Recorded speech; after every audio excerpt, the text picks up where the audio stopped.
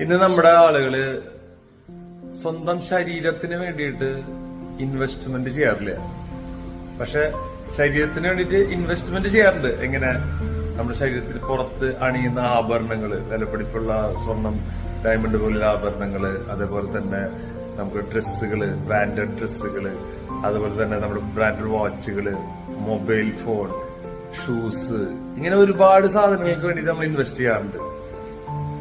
നമുക്ക് ആരോഗ്യമായിട്ട് ഇരിക്കണം എന്നുണ്ടെങ്കിൽ നമ്മുടെ ശരീരത്തിന്റെ ഉള്ളിലേക്ക് കൊടുക്കുന്ന സാധനം ബ്രാൻഡായിരിക്കണം. ആ പ്രീമിയം ക്വാളിറ്റിയുള്ള ഫുഡുകളായാലും ലൈഫ് സ്റ്റൈലും നമ്മൾ ഫോളോ ചെയ്ത് കഴിഞ്ഞാൽ മാത്രമാണ് അറ്റം വരെ നമുക്ക് ആരോഗ്യമായിട്ട് ഇരിക്കാൻ പറ്റുള്ളൂ.